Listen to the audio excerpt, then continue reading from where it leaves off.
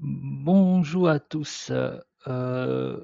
Nous allons attendre juste 5 minutes avant le démarrage de ce webinaire. J'espère que vous m'entendez bien. Est-ce que vous voyez bien mon écran? Vous pouvez me dire par le chat si vous voyez bien mon écran.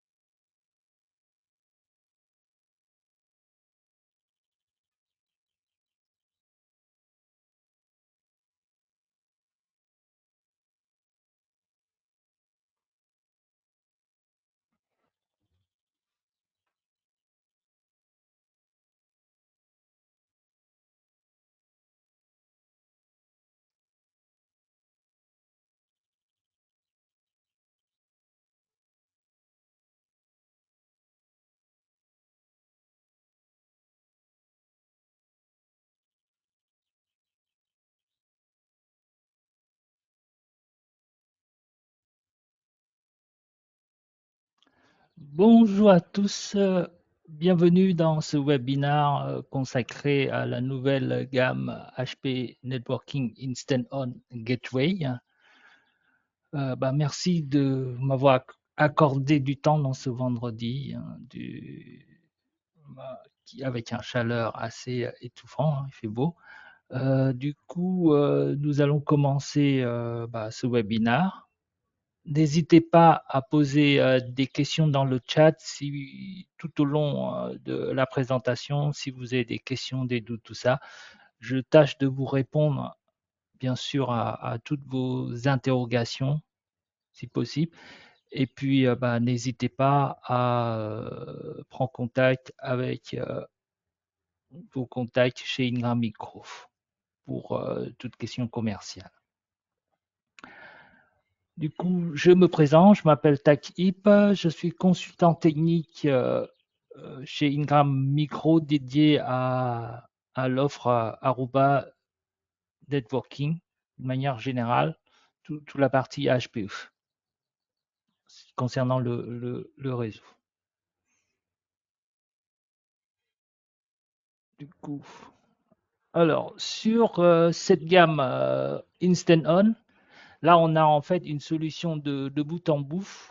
Auparavant, lors du lancement, vous avez toute la gamme dite des bornes.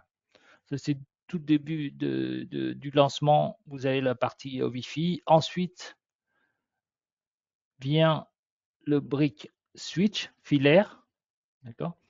Et le dernier nouveau-né qui est le fameux gateway, c'est la partie sécurité, puisque on offre une connexion Wi-Fi, une connexion filaire, ce qui nous manque, la partie vraiment primordiale en termes de solution de bout en bout.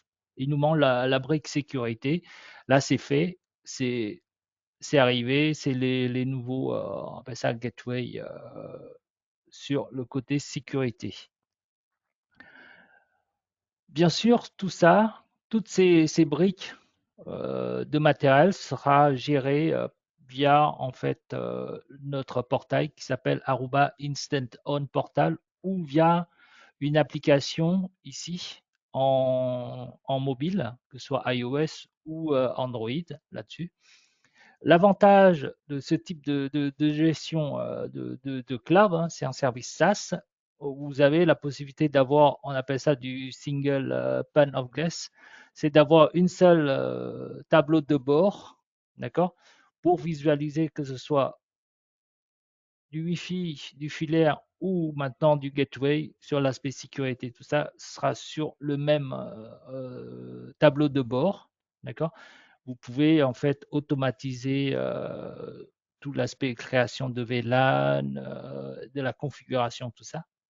Et sans oublier, via également ce portail-là, pour gérer tout ce qui est upgrade de firmware des équipements avec la vue euh, avec la vue topologie également de l'ensemble des équipements, ce qui est assez intéressant pour justement visualiser si jamais on a quelques soucis d'équipement, des choses comme ça, on va pouvoir visualiser en temps réel sur la partie topologie.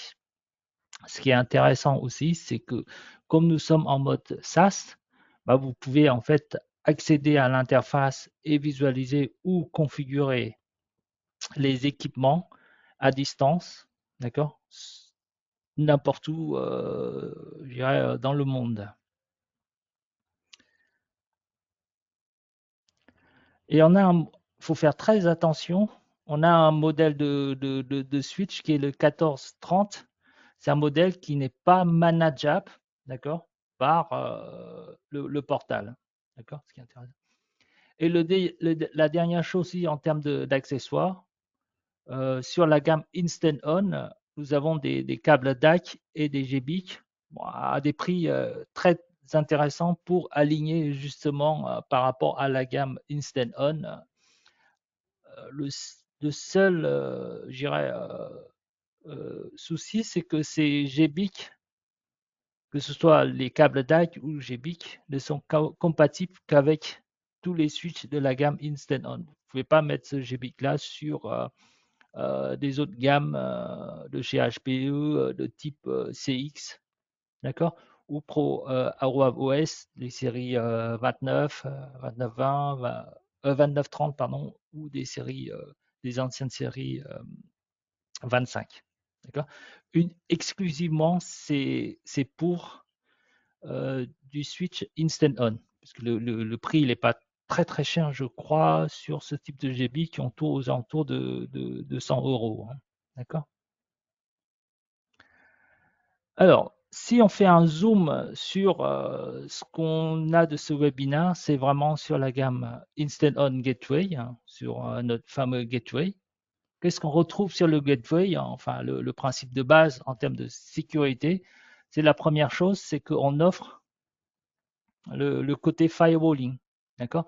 C'est un firewalling intégré avec la partie filtrage nord-sud, hein, comme on dit. Il fait son travail de firewalling. En plus de ça, dans l'offre all-in-one également, hein, tout est intégré. On a la partie IDS, IPS pour justement analyser et inspecter les trafics hein, qui sont intégrés en standard, bien sûr, sur la gamme. Et puis le côté encryption, c'est-à-dire qu'on va pouvoir en fait créer des tunnels sécurisés entre l'utilisateur en remote et vers le data center, par exemple, tout ça, on pourra avoir des tunnels VPN sécurisés. Ou à travers deux sites, en fait, on peut créer des tunnels IPsec entre deux sites, par exemple. Bien ensuite, ce qu'on intègre en standard aussi, la partie résilience des bandes, c'est-à-dire qu'on a la possibilité d'avoir deux ISP différents, d'accord, pour justement faire j'appelle ça le mode failover. C'est-à-dire qu'en cas où si un lien qui tombe, il y aura en fait un bascule automatiquement sur la partie WAN, d'accord, puisqu'on verra plus loin les caractéristiques de chaque gateway.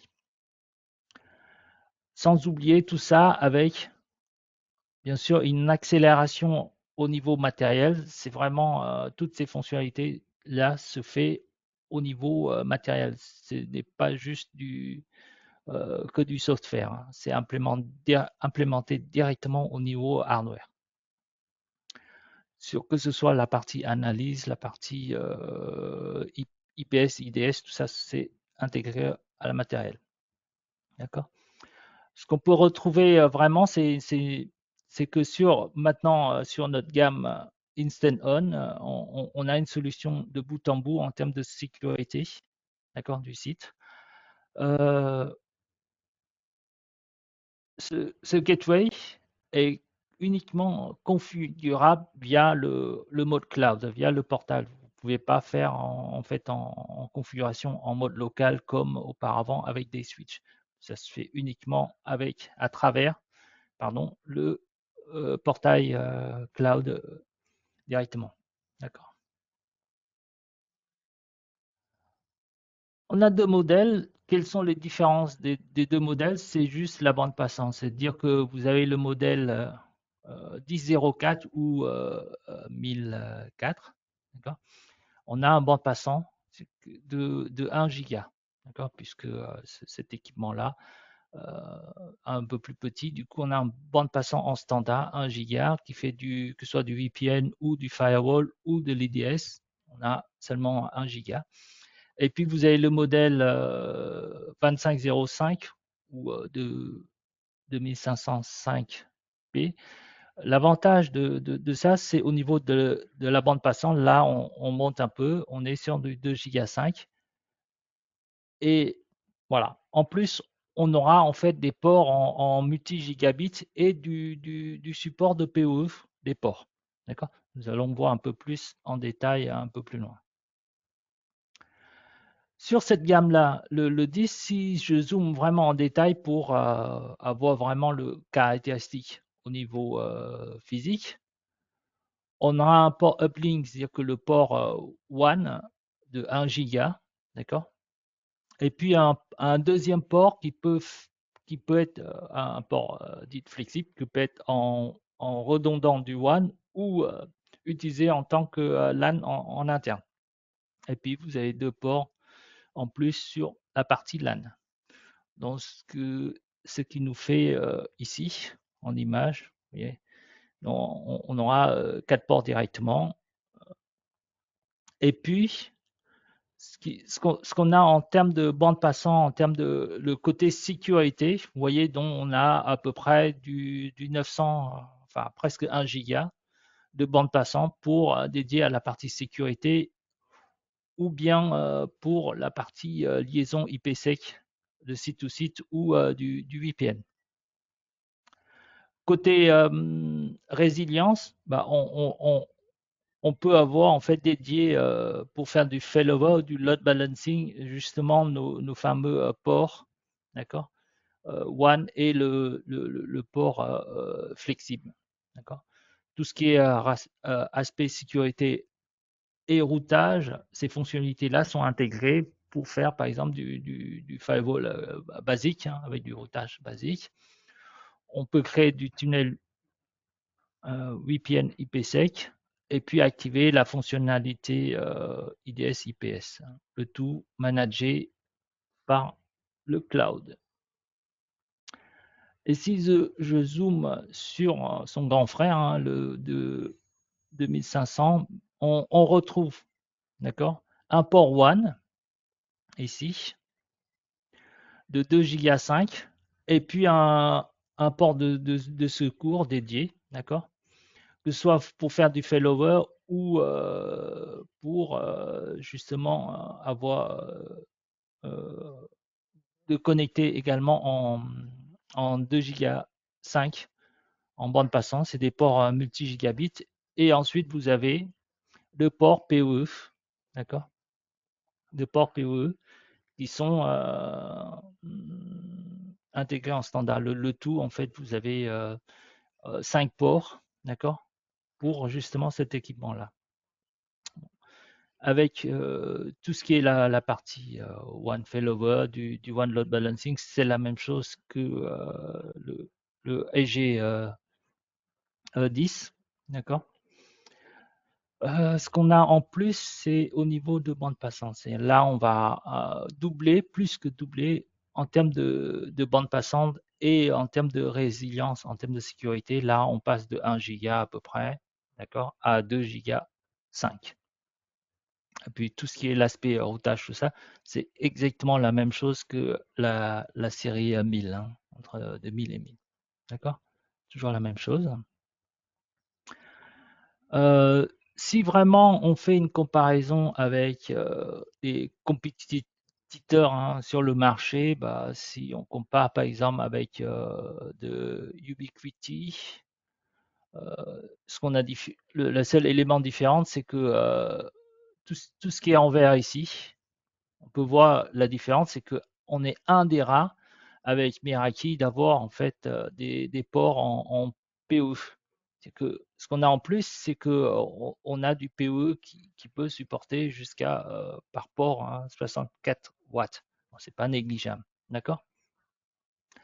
Et puis en termes de performance IPsec, bah, on offre en standard, d'accord? Ce mode de tunneling, il n'y a pas de licence, hein, comme dans tous les gammes Instant On, pas de licence fournie. Du coup, euh, en standard, on est bah, un des rares routeurs qui peuvent en fait supporter jusqu'à 2 giga 3, 2 giga 4. D'accord? Et puis également, c'est tout ce qui est l'aspect sécurité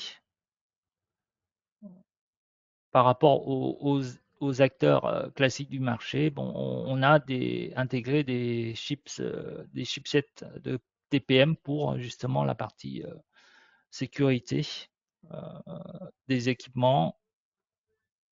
Et puis en standard également tout ce qui est, comment dirais-je, IDS, IPS. Certains en ont, d'autres non. Ce qui est important aussi, c'est que sur la partie management, d'accord, nous, on c'est un management par le cloud, mais c'est gratuit. Contrairement à certains acteurs, vous devez payer une souscription. Nous, c'est gratuit, hein. Il y a pas de surplus en termes de souscription. D'accord? Vous achetez juste l'équipement et puis vous activez directement l'équipement sans surplus. D'accord? Je ne sais pas si vous avez des questions jusqu'à maintenant. N'hésitez pas à poser des questions sur le chat.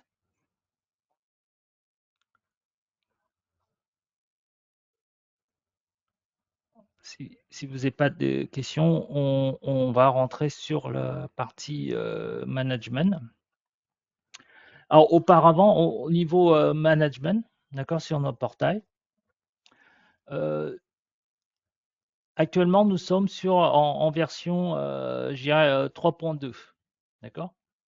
L'avantage du 3.2, c'est que vous avez en fait quelque chose qui est en standard depuis la version 3, c'est la possibilité de gérer, d'accord, sur le même tenant, plusieurs sites. C'est-à-dire que vous avez, bon, théoriquement, on peut avoir, je ne sais pas, 3 4 000 sites en même temps sur le même tenant. Bon, l'idéal, HPE recommande d'avoir en fait sur le même dashboard à peu près 150 sites parce que au-delà, C'est vraiment le côté visibilité, d'accord, de, de, de chaque site, d'accord. En termes d'utilisateurs, d'accord, on a en fait il n'y a pas de limite hein, en termes d'utilisateurs, on est sur pas de limite. On peut, à partir de 3.0, hein, cette version-là, ou la version actuelle, vous pouvez assigner des utilisateurs pour justement gérer ou manager le site, hein, d'accord, avec plusieurs règles différentes en termes de niveau d'utilisateur. Vous pouvez avoir peut-être 2 ou 3 admins, ceux qui ont des accès justement juste pour en lecture seule, hein, d'accord, également. Donc vous avez plusieurs rôles pour justement déléguer les accès à chaque utilisateur qui peuvent faire de chaque site. D'accord. C'est pas du tenants, là c'est chaque site. C'est-à-dire que par exemple, si vous avez 10 clients distincts, vous pouvez dédier chaque utilisateur par client. D'accord. Il ne voit que son site, en fait. D'accord. Il ne peut pas voir chez les autres. Par contre, si vous êtes sous le tenants, là, vous administrez sur l'ensemble des sites. D'accord. Et à partir de 3.2, d'accord, sur le même site, on peut avoir jusqu'à 125 équipements. C'est-à-dire que sur un site, vous pouvez avoir peut-être 25 switches et 100, bon, comment dire, on peut avoir plusieurs équipements sur le même site, que ce soit switch plus les bornes et le gateway à hauteur de 125 équipements. On est assez large hein, en France pour avoir ces équipements-là. D'accord. Et puis en termes de SSID, c'est-à-dire qu'on a une limite, d'accord, en termes de SSID par site, d'accord. C'est-à-dire que sur un seul site, je ne peux pas avoir plus de 256 utilisateurs simultanément. D'accord. Le fait que, bon, ils ont un peu bridé par rapport à la gamme Enterprise, parce que sinon, on ne vendra pas le côté Enterprise. Et puis sur la partie, je dirais, redirection des sites, je peux avoir jusqu'à 64 domaines différents. D'accord.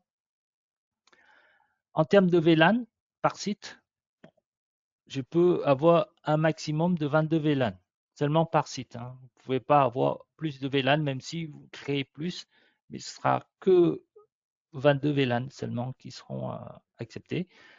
Et puis en termes de SSID, 8, bon, en général, on trouve souvent 4 SSID maximum. D'accord. Mais c'est possible d'avoir 8 SSID par site. Et puis, avec cette version-là, on implémente également la partie radio en 6 GHz qui, qui est fonctionnelle uniquement pour la bande AP32. D'accord. Avec l'AP32, vous avez du Wi-Fi 6E avec la possibilité d'activer le mode 6 GHz. D'accord. Et puis, ce qui est important aussi sur ce portail, comme tous les bandes Wi-Fi se gèrent uniquement à travers ce portail cloud, vous avez la possibilité de faire du mesh, d'accord, jusqu'à 8 hubs, c'est-à-dire 8 sauts. Bon, en général, à chaque fois que vous créez un saut, vous divisez la bande passante par 2, d'accord. Donc, on conseille de faire seulement 2, mais vous avez la possibilité de faire jusqu'à 8. Mais à chaque fois, vous divisez la bande passante. Du coup, on a en fait une connexion un peu dégradée au niveau des utilisateurs. D'accord. Et de la bande passante. Ce qui va changer avec la nouvelle version, c'est la version 3.2.1.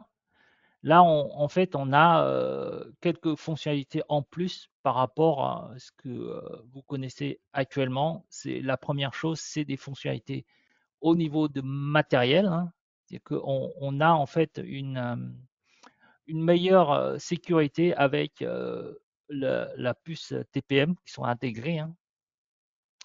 La partie, pareil, la partie de détection, c'est-à-dire lorsque un utilisateur déconnecte l'équipement, tout ça, on a en fait une information beaucoup plus rapide qu'auparavant. Euh, on a la partie gateway, d'accord, avec justement la partie PE en termes d'équipement là-dessus. Ce qu'on a en plus sur le côté One, c'est qu'avec cette version-là, bon, avec la version actuelle, vous avez la possibilité déjà d'activer le côté One avec la Gateway. Ce qu'il y a en plus, c'est la partie provisioning. D'accord? On a la possibilité de faire du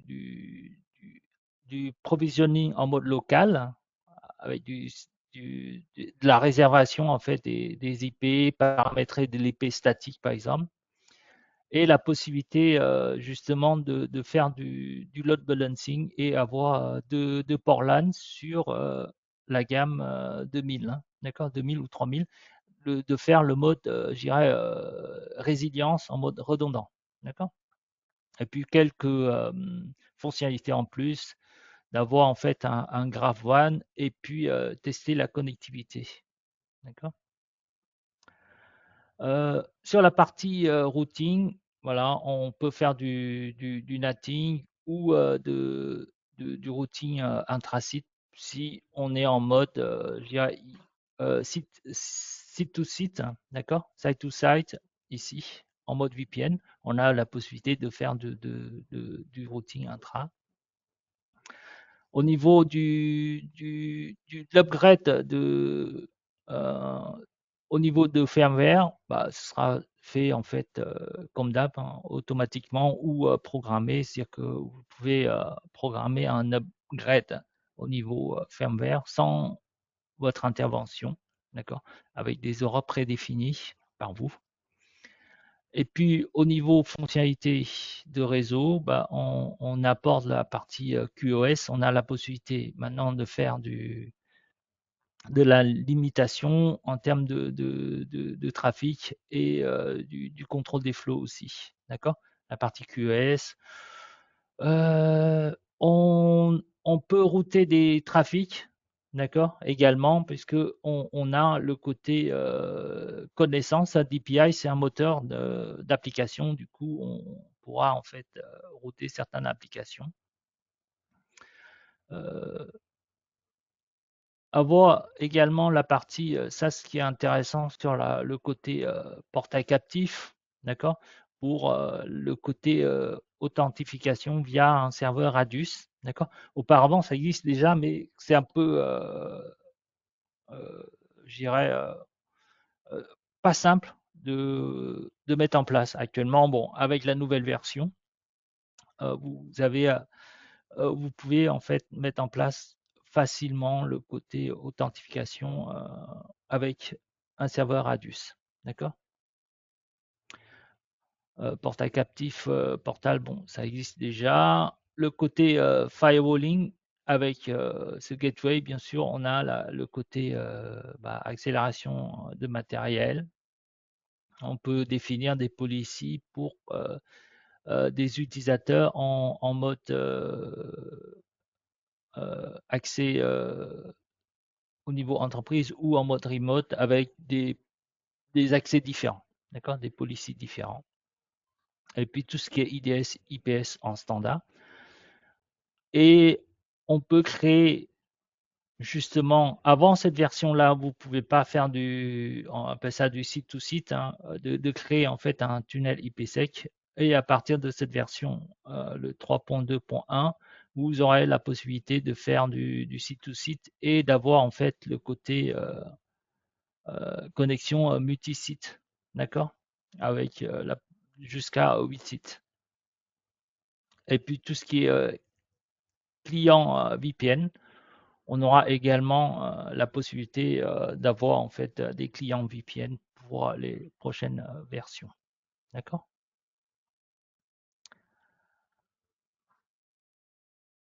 Là, je vous cite quelques exemples de déploiement. Par exemple, dans une école, hein, on peut déployer cette gamme-là dans des salles de classe, puisque maintenant, on a vraiment un système de sécurité de bout en bout. D'accord? Pourquoi ne pas exploiter, par exemple, souvent on dit oui, les gammes Instant On, c'est juste pour un petit bureau, des choses comme ça. Par contre, non, c'est vraiment, par exemple, dans le cas de cet exemple, pour une école, d'accord? Vous pouvez déployer, bon, le côté sécurité. Vous pouvez mettre un gateway et vous avez des switches ici, d'accord? Bien sûr, le serveur chez le client, hein, d'accord? Et puis, pourquoi pas de mettre en place des bandes Wi-Fi dans chaque salle de classe, d'accord? Et, et le tout, d'accord, qui va offrir en fait la connectivité, que ce soit au niveau IoT, au niveau des élèves, d'accord, euh, de bout en bout. C'est qu'on a une connexion Wi-Fi, une connexion filaire, c'est l'ensemble de nos switches, et la partie sécurité, la partie filtrage. Et du coup, on a en fait une solution complète pour, par exemple, ce type de cas d'usage. D'accord? Pour une salle de classe. Ensuite, ça peut être pour une petite société également qui possède, bah, là, comme l'image, hein, c'est que c'est dans des bureaux qui ne nécessitent pas trop de, comment dirais-je, de, de configuration ou des fonctionnalités avancées, bah, on peut mettre également en place ce type d'équipement d'architecture à travers Instant On.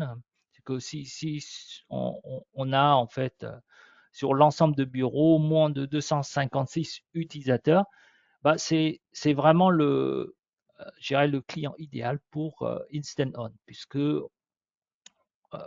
la même chose, hein, c'est que vous avez l'aspect sécurité avec le gateway, euh, la partie, oups, la partie filaire, partie switch. Bien sûr, avec le 1960, vous pouvez faire du stack, hein, d'accord? Jusqu'à 4 switches en stack. Et ce switch-là, le 1960, il fait également du niveau 3, d'accord? Et puis, bah, pourquoi pas les bornes sur dans les bureaux en open space ou dans des salles de réunion.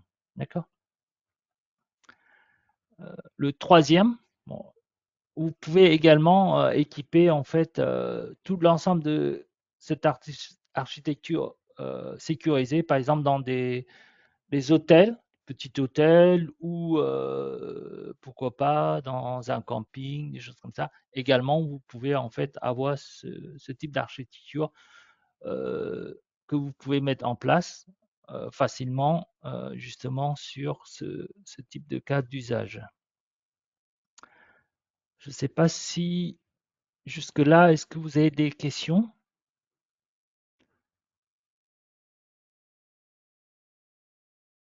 Bon, pareil sur la partie cabinet, d'accord? Dans le domaine de santé, vous pouvez mettre en place aussi au niveau cabinet médical pour justement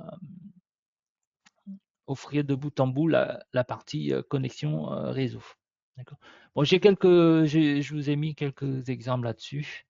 Et puis avant de partir sur la partie démonstration, je ne sais pas si, hop, il y a des questions. Pas d'abonnement à l'achat, mais ensuite, comment ça se passe pour... J'ai une question, c'est pas d'abonnement à l'achat, mais ensuite, comment ça se passe pour IDS, IPS? Alors, ce sera gratuit en standard. C'est vraiment onboardé sur la partie mise à jour, la partie signature, tout ça. C'est vraiment intégré, hein, d'accord, dans le portail. Donc, du coup, il n'y a pas je dirais, d'abonnement de durée, d'accord, en termes d'activation de la fonction IPS, IDS, c'est en standard, c'est gratuit. D'accord? Alors, deuxième question. Bonjour, est-ce qu'il est possible de monter un IPsec IKE avec un firewall d'un autre marque? Non, uniquement, malheureusement, actuellement, c'est uniquement avec la gamme Instant On. On ne peut pas faire en fait des liaisons avec d'autres équipements. D'accord? Pour une raison simple, c'est que lorsqu'on monte ce tunnel, en fait, c'est qu'on n'a pas accès en fait à la configuration manuelle. C'est via le portail, on indique juste sur l'interface de dire voilà, ce port-là va être en liaison avec un autre port, hein, d'accord, d'un autre gateway.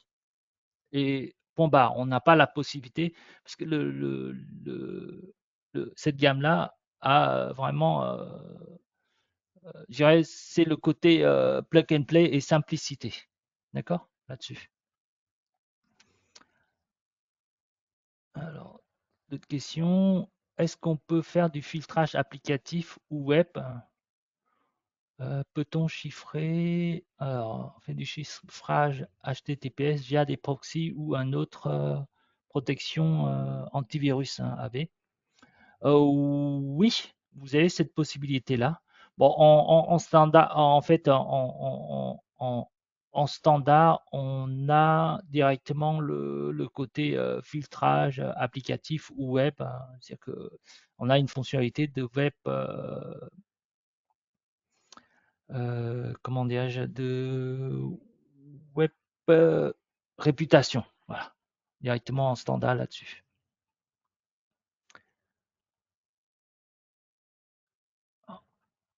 Une autre question, les connexions VPN utilisateurs sont-elles supportées pour les deux modèles? Si oui, oui, ils sont supportés.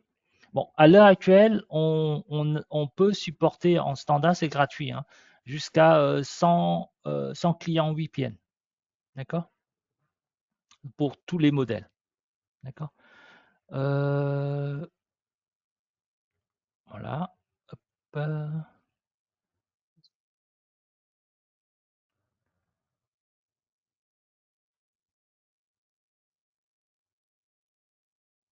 une autre question, il y a du mobile VPN SSL, comment ça se passe sans client? Alors, là, c'est une très bonne question. Pour l'instant, j'ai pas encore vu cette fonctionnalité. C'est juste si comment dirais le VPN SSL est compatible, je dirais, WireGuard, un protocole, hein. Là, c'est possible, hein, d'avoir la connexion. Voilà. Euh,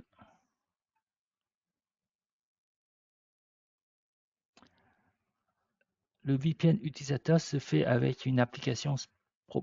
Euh, pour l'instant, on n'a pas d'application spécifique pour les utilisateurs, en fait, enfin le client VPN, hein.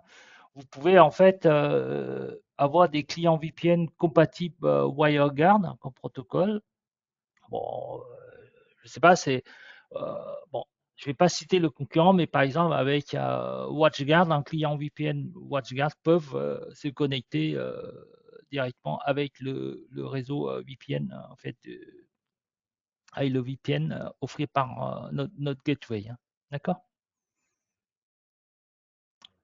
À l'heure actuelle, nous n'avons pas encore de clients VPN proposés, d'accord, là-dessus, mais c'est dans le roadmap, hein. C'est-à-dire que prochainement, il y aura en fait le côté applicatif, d'accord, application pour justement le mode VPN client sur la gamme Instant On.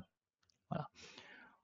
Pour la gamme Aruba standard, vous avez VIA par exemple, qui est un client VPN, mais pas encore pour la gamme Instant On.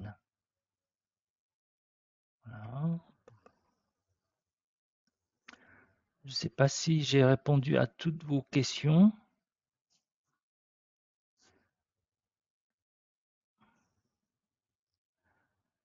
Puis pour le compte, alors une autre question, pour le compte VPN SSL, on peut faire un lien LDAP avec un AD on-premise?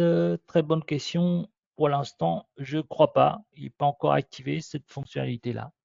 D'accord? Peut-être prochainement. Voilà, là-dessus.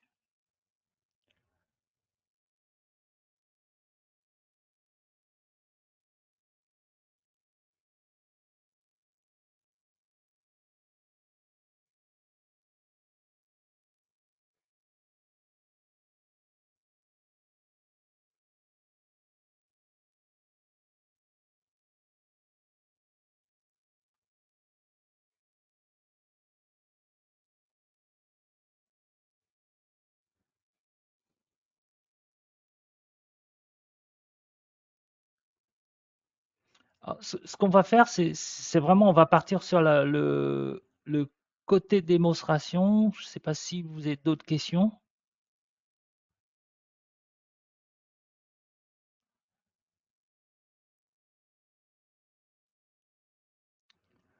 Ah, une autre question, est-ce qu'on a une idée du prix du gateway? C'est-à-dire que par exemple, pour le modèle 1000, je crois ça démarre, hop, le modèle 1000 en prix public, hein, je vais pas vous dire, je connais pas vos prix d'achat, mais si je regarde bien sur la partie gateway, hop, le plus petite gamme, on démarre à 440 euros pour le Gateway 1000 et sur le 2000, on est sur du 640. D'accord? En termes de prix public, d'accord? On est sur du, du 400 et du 600 à peu près. D'accord?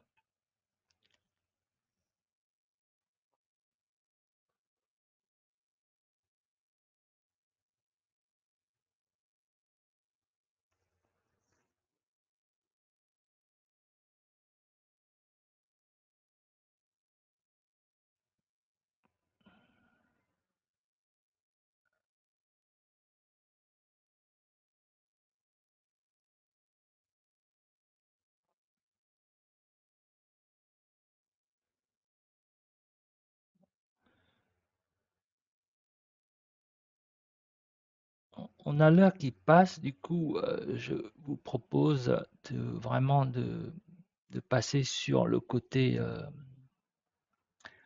je dirais démonstration du portail captif, même si je pense tout le monde a déjà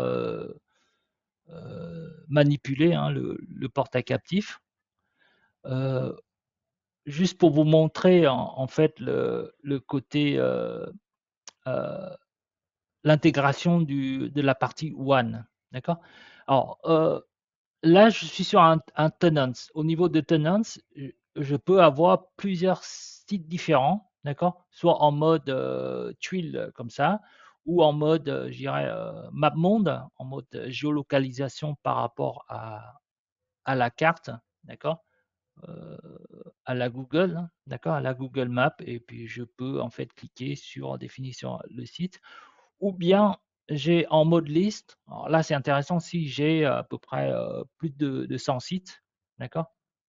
Peut-être je peux le mettre en mode liste ou en mode MapMonde, hein, parce qu'en mode tuile, c'est quasiment illisible après, parce que sur les 150 tuiles. Et sur ce même tenant, j'ai la possibilité de créer, d'accord, d'autres sites différents sur le même tenant, puisque si j'ai fait de l'infogérance pour mes clients, d'accord, donc j'ai la possibilité d'intégrer à chaque fois des clients différents sur le même dashboard, d'accord. Alors, ce qu'on a de nouveauté, si je rentre sur un site donné, ça c'est sur un client, je peux en fait avoir tout ce qui est la partie, je dirais, un aperçu global de fonctionnement de mes sites, que ce soit au niveau santé, au niveau des alertes, le nombre de clients qui sont connectés sur ce site particulier, d'accord? Euh, les, les, le côté réseau que j'ai, c'est-à-dire que sur mon site, j'ai peut-être deux VLAN et puis deux SSID par exemple, hein. C'est le nombre de réseaux, d'accord, que, qui, qui existent sur mon site. Et puis, le grosse nouveauté, c'est vous avez en fait un nouveau tuile ou, ou à laquelle vous pouvez trouver en fait notre fameux gateway, fonctionnalité, le côté One, d'accord, qui viennent implémenter là-dessus. Et puis un inventaire global de l'ensemble des équipements qui sont sur mon site, hein, d'accord. Bon, là, c'est juste un exemple. J'ai un access point, un switch et un gateway. Ils sont tous off. Et puis ici, avec les remontées, hein, d'informations sur la fonctionnalité IPS, IDS, d'accord? Le côté applicatif, d'accord? Quelles sont les applications, les top 10 applications qui ont été utilisées sur l'ensemble de mes sites? Et puis le côté policy, à laquelle, bon, bah, si j'ai plusieurs policies sur mon site, je peux également visualiser ici, d'accord, sur le nombre de policies sur mon site. Bien ensuite, le côté santé, d'accord. Là, je peux visualiser, je dirais, la santé de l'ensemble du fonctionnement de mon site, d'accord. Si tout va bien ou il y a des soucis, tout ça, je vais retrouver ici. Et puis, je peux exporter justement les logs, en fait, d'accord, les événements sur mon site, d'accord. Euh, Ensuite, bon, si j'ai des alertes sur mon site également, je peux visualiser le type d'alerte que j'ai sur les équipements ou sur le client. Je peux consulter simultanément les connexions. Si j'ai des clients qui sont connectés, je peux voir ici. Je peux taguer le client pour faire un suivi. C'est-à-dire que à chaque fois, c'est-à-dire que si je tag ce client-là, à chaque fois que le client se connecte, je peux recevoir une alerte comme quoi le client il se connecte ou il se voilà, directement, c'est le suivi du client. Je peux à tout moment bloquer l'accès pour le client aussi, c'est-à-dire que là on va en fait bloquer à travers le client à travers son adresse MAC directement, d'accord.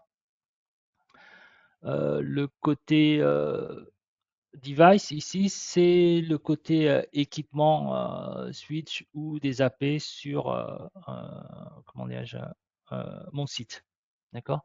Avec des fonctionnalités de type topologie, si je peux au niveau radio, je peux dédier en fait configurer les radios avec des canaux différents, d'accord? Et si j'ai du Wi-Fi 6E, j'aurai un autre onglet qui est le 6 GHz. D'accord. Au lieu d'avoir que 2, 4 ou 5, j'aurai en plus du 6 qui va arriver. Et puis, je peux dédier les canaux, tout ça, en fait, les, euh, côté filaire, je peux faire, bon, je peux activer le spanning tree, voilà, sur l'ensemble des équipements. Et puis, je peux aussi, si on est en mode, comment dirais-je,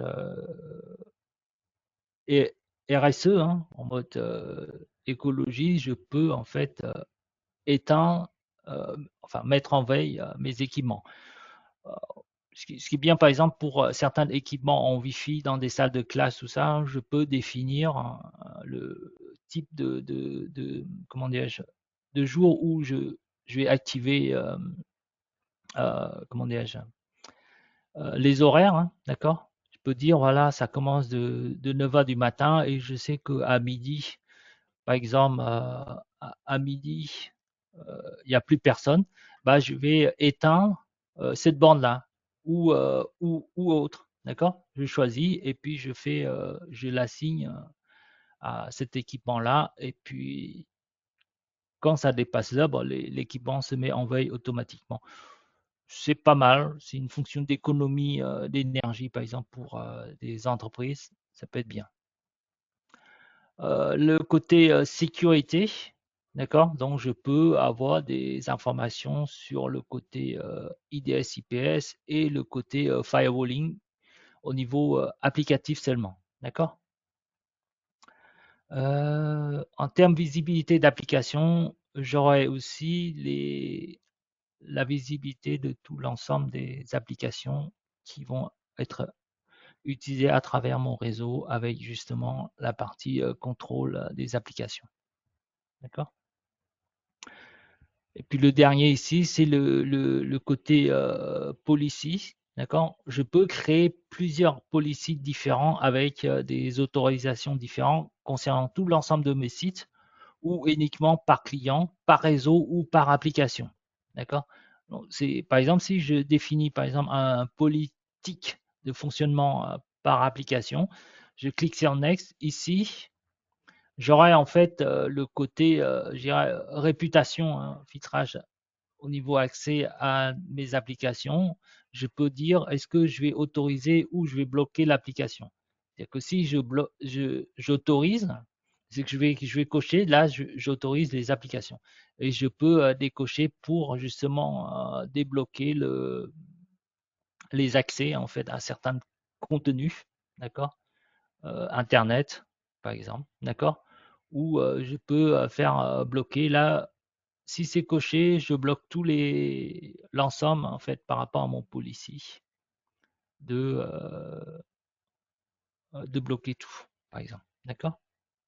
Et puis je peux rajouter d'autres, comment dire, d'autres conditions, d'accord, pour justement peut-être sur certaines VLAN avec, par exemple, euh, le côté guest.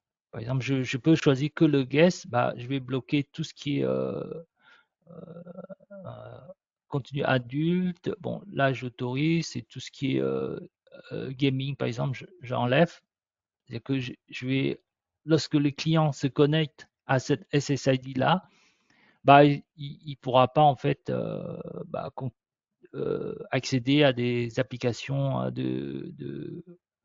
par exemple au niveau éducation, tout ce qui est pour des contenus pour adultes, par exemple. D'accord? Je vais bloquer à travers, lorsque le client se connecte à travers justement ce réseau Wi-Fi. D'accord? Puis il suffit juste, je fais Next et puis je donne un nom. D'accord? Et je peux activer directement et puis je définis la priorité. D'accord? Au niveau de ma policy de fonctionnement. Voilà, j'en ai fini. Alors, le seul chose aussi, je peux également, je dirais, changer les langues, d'accord, de mon site. Il suffit juste, je clique ici, je fais icône détail. Ici, je peux changer l'affichage, hein, la langue d'affichage. Si je veux mettre en français, et je fais mise à jour. Et puis sur l'ensemble de mes sites, ce sera traduit en fait. Vous voyez, tout à l'heure c'est en anglais et là ce sera traduit en français. Si je clique dessus, bah en fait tous les menus sont en français actuellement. D'accord?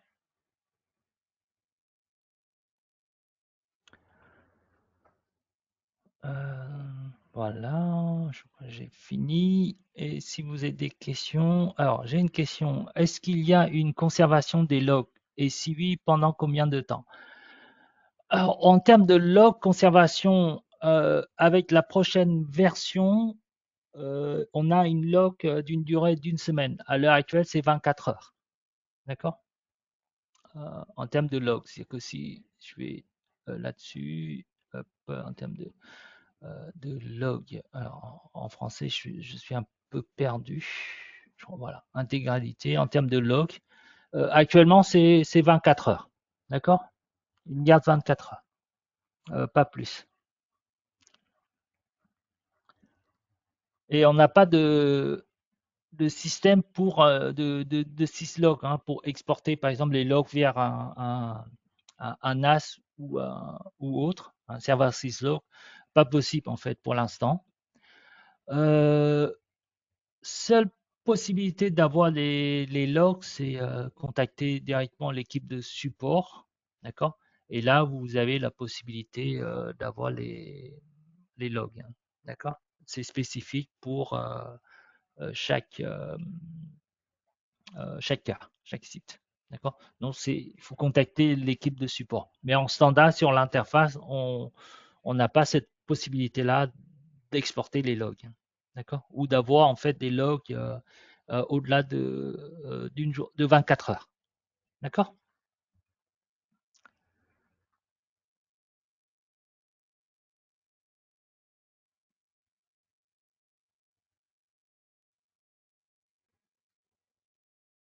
Est-ce que vous avez d'autres questions?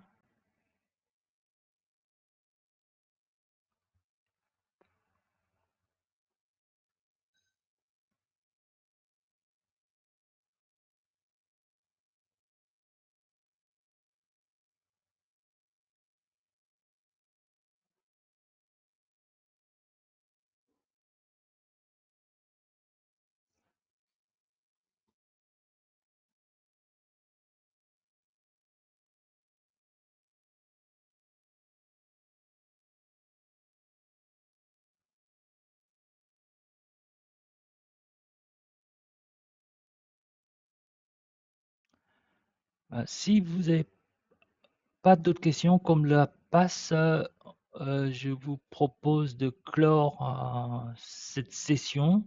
Et puis, n'hésitez pas à envoyer vos questions, vos interrogations, tout ça, via votre spécialiste ou moi-même, hein, si vous avez des interrogations par la suite, que des questions qui est revenue. D'accord? Vous n'avez pas pu poser tout ça. N'hésitez pas à envoyer un mail sur tous les, comment dire, les interrogations que vous pouvez avoir concernant cette gamme.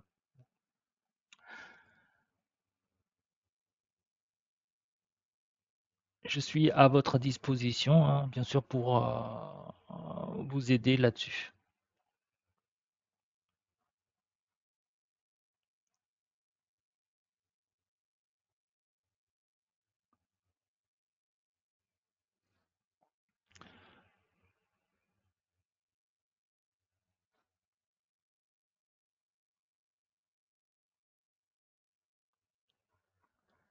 Bah, sur ce, si vous n'avez pas d'autres questions, je vous remercie beaucoup de votre participation et de m'avoir accordé du temps, hein, bien sûr. C'est pas facile pour un vendredi, hein, pour vous. Et du coup, bah, merci beaucoup. Et puis, bon appétit. Et je vous dis à bientôt.